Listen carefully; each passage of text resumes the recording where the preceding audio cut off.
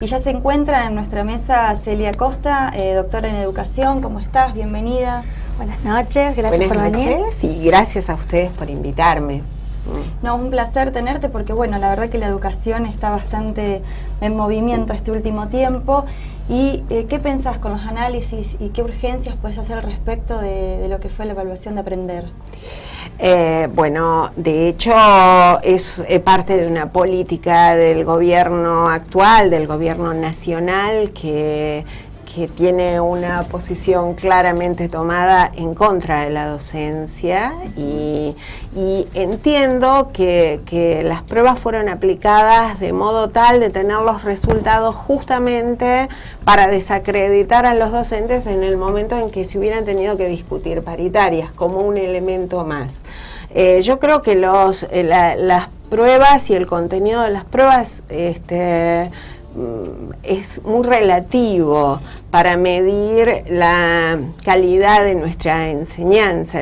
Vos sabés, Noelia, lo hemos conversado con vos y con Maxi, yo soy sumamente positiva en relación a lo que es nuestro sistema educativo escolar, y en temas de rendimiento también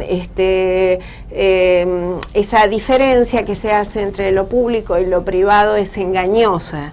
Yo pienso que las cuestiones del rendimiento tal como son miradas desde la aplicación de ese tipo de evaluaciones tienen que ver con un desenfoque de lo que es la institución escolar hoy y de cómo está transitada la institución escolar por una serie de, digamos, de otros estímulos y de otras formas de circulación del conocimiento que pasan por lo tecnológico y que ponen en jaque a la escuela.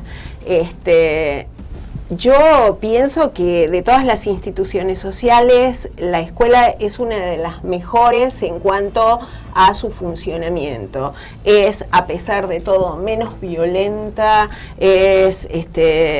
nuestra escuela es tremendamente contenedora, los docentes a veces incluso desdibujan su rol profesional para colocarse en otro lugar, más bien se corren al rol de los padres o al rol de asistentes sociales y yo entiendo que la escuela no debe perder el perfil profesional, pero hablo de esto como un plus de cariño que los docentes ponen mayoritariamente en su acción cotidiana, más allá de los problemas que se están viendo y que son hoy actualidad nacional, provincial y nacional.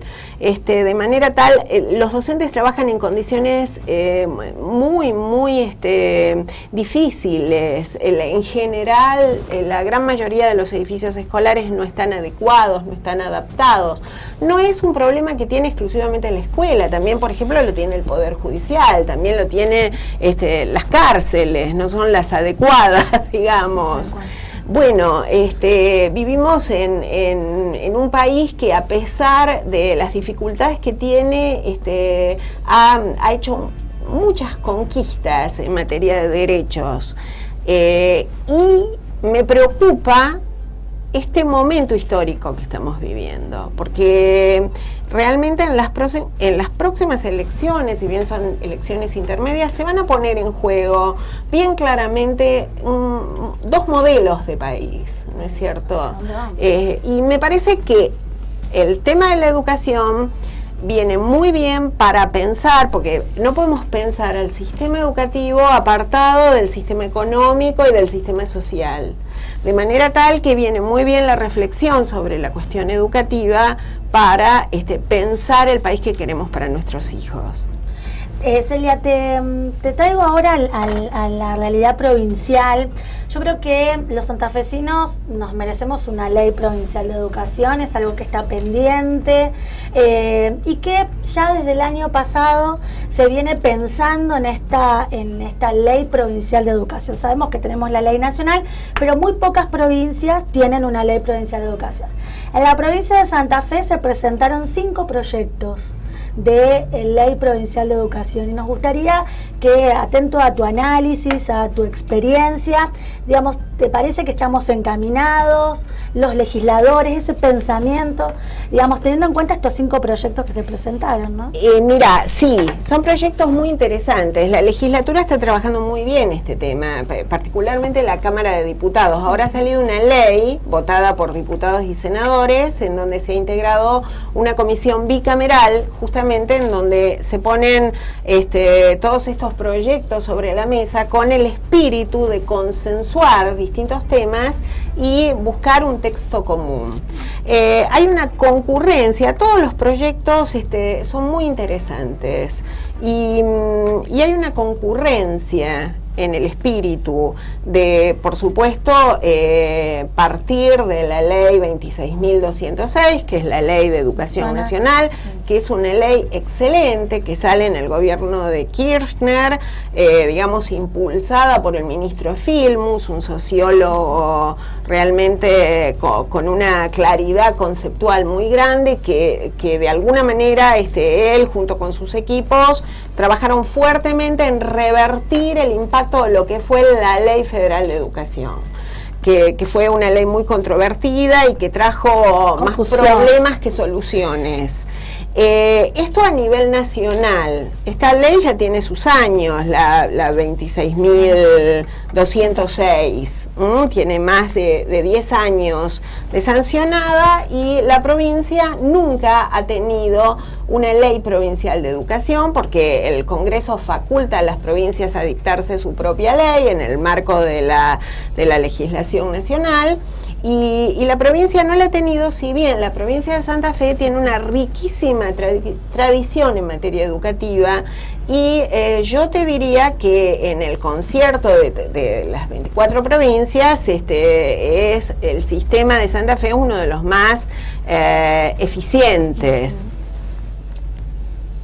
Y los proyectos, me gustaría nombrar quiénes son los impulsores, provienen de Verónica Venas, que es una diputada que tiene una larga trayectoria en el movimiento sindical, sindical docente.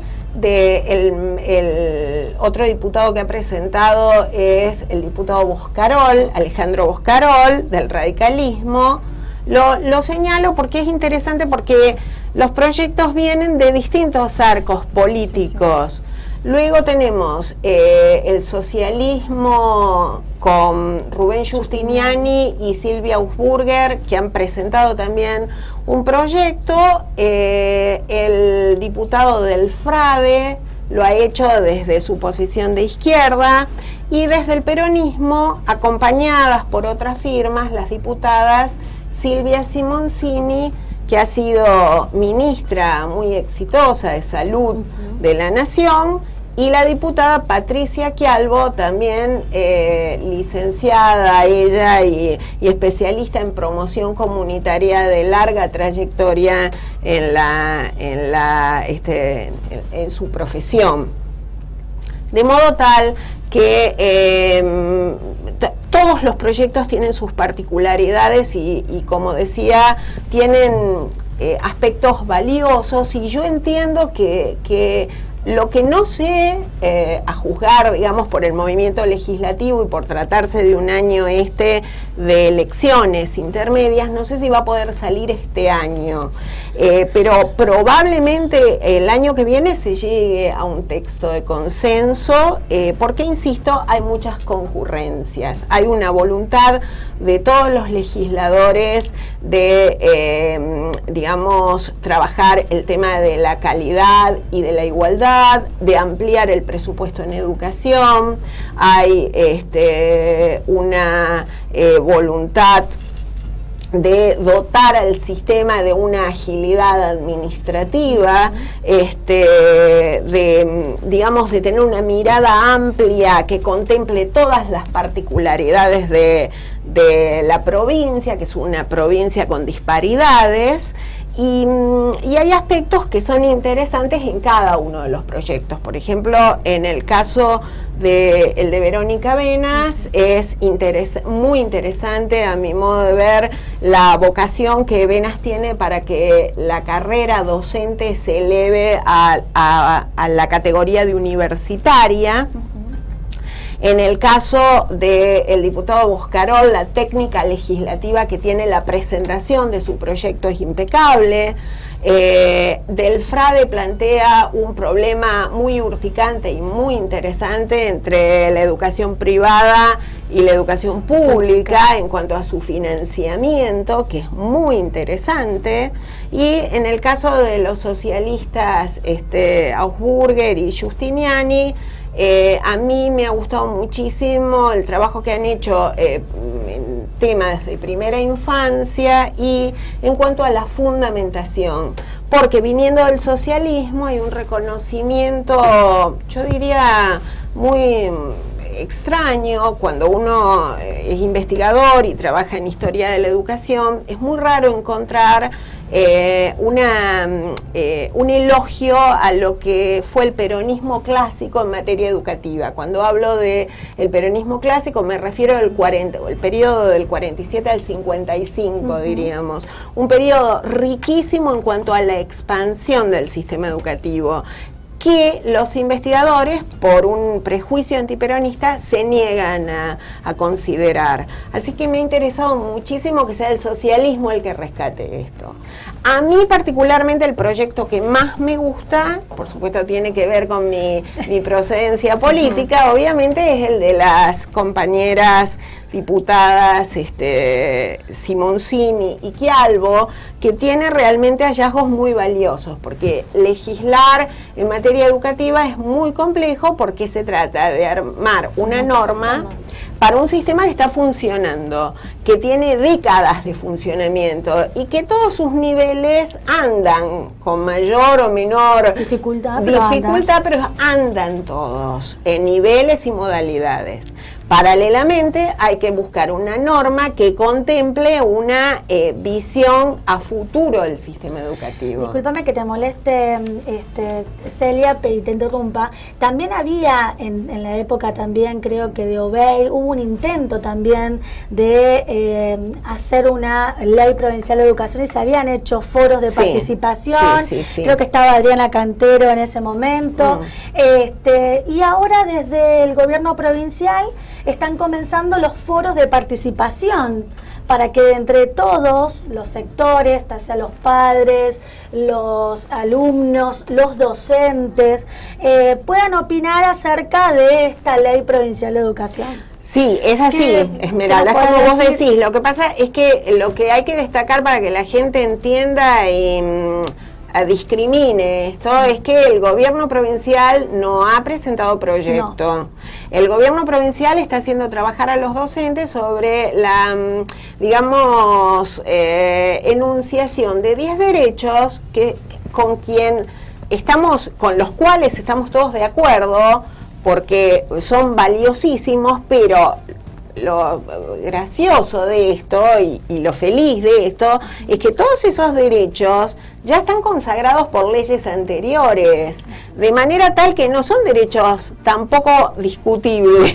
Digamos, porque lo van a incluir, de hecho los 5 proyectos también sin duda los contemplan, no podrían no contemplarlos, y las instituciones educativas que se negaran a garantizarlos estarían incurriendo en un delito.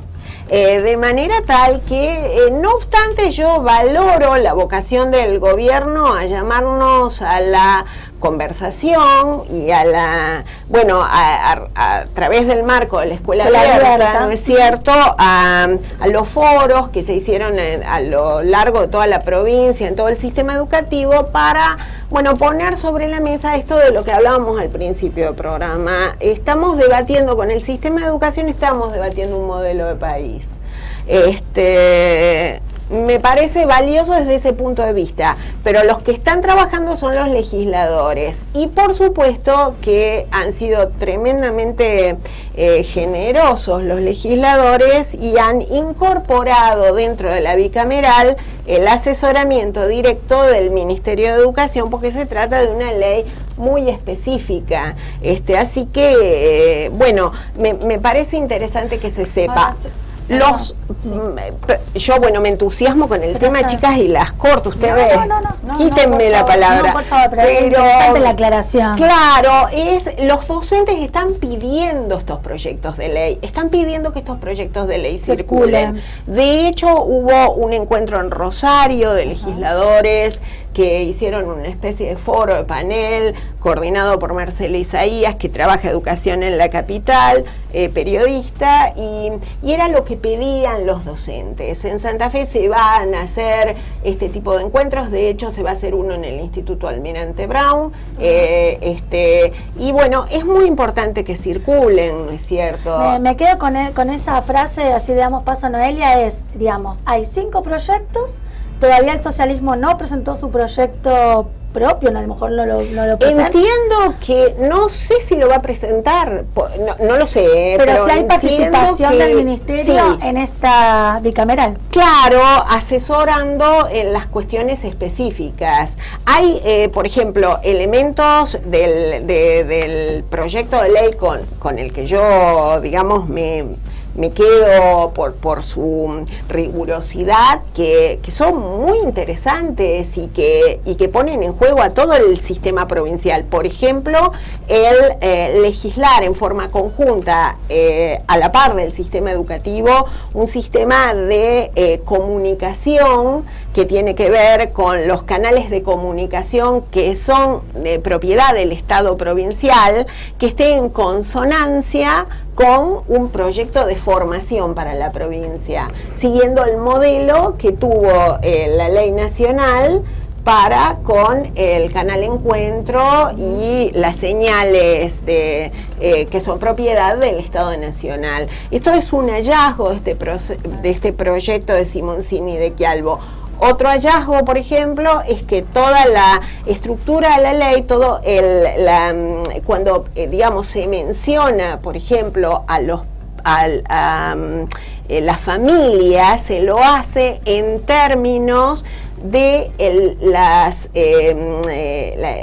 la norma que prescribe el Código Civil, el nuevo Código Civil. Claro. O sea que habla no de padres, sino de progenitores. ¿Por qué? Porque en la actualidad estamos frente a una nueva familia. Familias ensambladas, familia monoparental, familias que están constituidas por personas que tienen, digamos, una opción por el mismo género, de manera tal que ha cambiado incluso la responsabilidad de los cónyuges.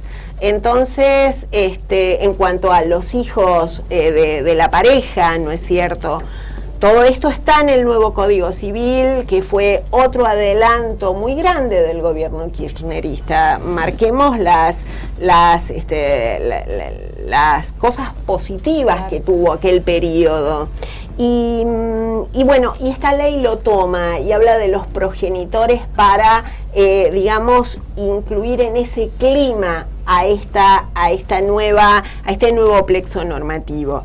Por otro lado, hay instituciones que son muy interesantes. La creación de un instituto para la articulación entre el trabajo y la educación, para justamente vehicular toda esa, digamos, desorientación que tienen nuestros chicos cuando terminan el secundario o los estudios superiores. Bueno, eso nos tenemos que hacer cargo, esta ley lo contempla. Otro instituto muy interesante es el Instituto contra cualquier forma de violencia y discriminación, haciendo participar a una serie de profesionales, incluso pastores, sacerdotes, Sí, todos los credos, o sea, todos los que puedan aportar algo para tratar de que nuestra sociedad sea más tenga una tendencia mayor al diálogo y a la resolución de sus problemas por la vía del conflicto menor. Creo que es muy interesante desde ese punto de vista. Me parece muy novedosa los aspectos que esta ley presenta, si bien, insisto, todas parten de los mismos principios de gratuidad, libertad de enseñanza, libertad de los padres de elegir la educación para sus hijos, en fin. Me parece muy provechoso lo que está pasando en la provincia en materia de y la verdad que bueno para la gente, para la sociedad, ver de que no estaba muy al tanto, y sobre todo tenés razón lo que planteás. Algunos docentes preguntaban, digamos, estamos hablando sobre los derechos de una ley de educación, pero nadie sabía de la existencia de estos 5 proyectos, o bien se escuchaban voces pero no estaban al tanto de lo que era. Así que bueno, te vamos para tener en cuenta para nos digas cuando se haga ese foro de participación en la escuela. Con mucho gusto. Sí, no, además todos los temas, ¿no?, que realmente abarca, porque hablas de la familia, de la inclusión, ¿no es cierto? Es muy importante, y sobre todo aceptar las diferentes familias, que hoy es una verdad. Sí, la ley en sí, la letra, el espíritu de la ley ha ido más allá de incluso de las valoraciones de grandes grupos sociales que no están tan de acuerdo, digamos, o que tienen una ideología muy conservadora, y les cuesta, digamos, adaptarse o respetar o aceptar nuevas formas de vinculación. Desde ese punto de vista son leyes prospectivas, o sea, leyes que funcionan como vectores, nos marcan un camino a seguir como sociedad hacia el futuro, para constituir una sociedad, esto de lo que hablamos en la mesa, una sociedad mejor, más dialogal. De diálogo, pero cuando hablas de diálogo y en el camino de la construcción, me parece que lo que estuvo faltando, si nos dirigimos a lo que está pasando y aconteciendo últimamente, que es las paritarias, si bien a nivel provincial tenemos otra respuesta, pero ¿qué visión tenés con respecto a lo que es a nivel nacional el gobierno en cuanto a los docentes, ¿no? Y también hacías hincapié en lo que es todo el trabajo del docente, tanto en la escuela y fuera de ella, que es importante recalcar, el docente sigue trabajando en su casa. ¿Qué pensás vos al respecto? ¿Qué opinión mereces de todo esto que se está desarrollando, ¿no es cierto? Bueno, mira, yo creo que, como decía al principio, es muy peligrosa la política que perfila el gobierno nacional. Pone en riesgo muchas conquistas que han llevado muchos años y mucho trabajo de gente muy seria. El hecho de la negativa a convocar a paritarias nacionales para respaldar desde el gobierno nacional la postura absolutamente cerrada de la gobernadora de Buenos Aires frente a la problemática docente me parece muy dañina, muy grave. Además, como lo explicó Romero, también están incumpliendo la ley, pero no es la primera vez que el gobierno nacional incumple leyes y se mueve con un criterio que tiene más que ver con ciertas posiciones y posturas que son propias de posiciones de derecha, de posiciones autoritarias, de posiciones basadas mucho más en la política económica que en el desarrollo,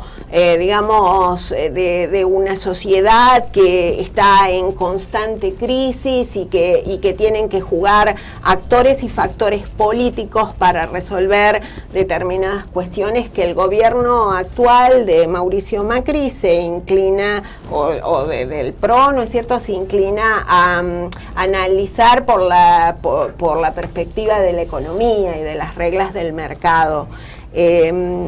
Vivimos en una sociedad inmersa en las leyes de mercado, por lo tanto la única salvación que una sociedad tiene es a través de la confianza en la política y en sus instituciones. ¿Para qué? Para garantizar derechos y para garantizar voz a los que no tienen voz.